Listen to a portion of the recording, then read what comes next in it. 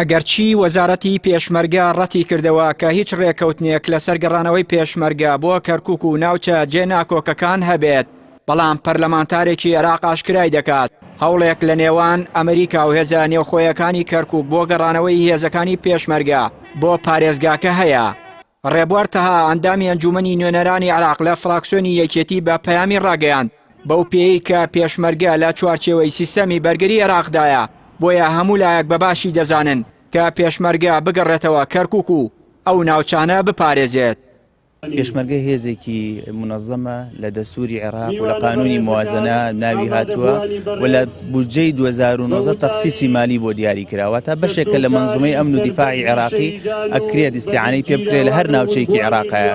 کەرکووکیش ناوچەیەکی کێشە لەسەرە، ئەترافی کەرکووک بە تەنسیق لەگەڵ سوپای عێراقا پێکەوە بتوانە ئەو فەراغە ئەمنی و سەربازیە پڕکەنەوە. فەراغی ئەمنی و سەربازی لە دەرەوەی کەرکووک هەیە، هەموو لایەنەکانەوە فەرماندە عەسکەریەکانی عێراق خۆیان شایەدیەوادن، بۆیە ئەکرێت لە ئایندەیەکی نزیکە ئەو فەراغە بەهێبوونی هێزی پێشمەرگە بە تەنسیق لەگەڵ سوپای عێراقیە پڕکرێتەوە.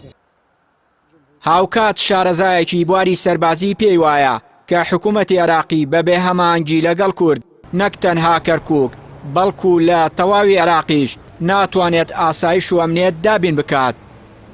وەڵام من ئەمەوێ لە سەرەتای حکوومەتی عێراقیوە نەک ئێستا کە کورد کاتی خۆی وەکو ئێستا بەهێز نەبوو، سەدام حوسێن بۆ بەهێزی خۆیەوە نەیتوانێ بەبێ کورد حکومڕانی عێراق بکات. لەبەرەوە پێم وان نییە هیچ حکوومەتێک بتوانێت بەبێ کورد حکومڕانی بکات لە عێراقا، لەبەرەوەی کورد بەشێکی زۆر گرنگی عێراقە و تەجروبەی زۆری شۆڕشەکانشی هەیە.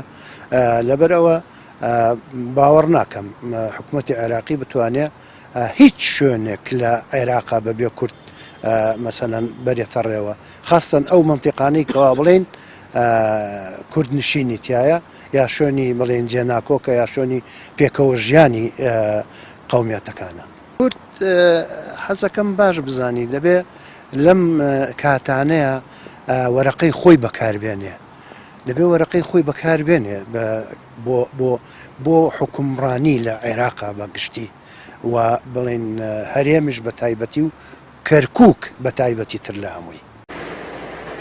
لە دوای ڕووداوەکانی 16 ئۆکتۆبەر و هاتنی هێزەکانی عێراق و کۆنتڕۆڵکردنیە و ناوچانە، هێزی پێشمەرگە بە بڕیارێکی حزبی پاشەکشەیان لە نیوەی خاکی کوردستان کرد و تەواوی ئەو ناوچانیان ڕادەستی هەشتی شابی و هێزە عێراقیەکان کرد.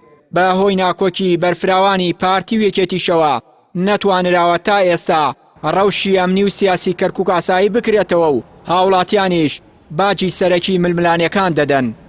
هەرچەندە ماوەی زیاتر لە ساڵێکە عێراق کۆتایی بە شەڕی داعشی ڕاگەیاندووە، بەڵام ناوە داعش لە عێراق و بەتایبەتی کەرکووک و ناوچەی دیالە جموجۆڵی چەکداری هەیە. هەرێمە شاوای کردووە بە نێوەندگری ئەمریکا بیانەوە پێشمەرگە بێننەوە کەرکووک و ناوچە جێناکۆکەکان تاکو لە هەر مەترسێکی داعش لە داهاتوو ئەم ناوچانە بپارێزن. چیانوری کەناڵی ئاسمانی پەیام، کەرکووک.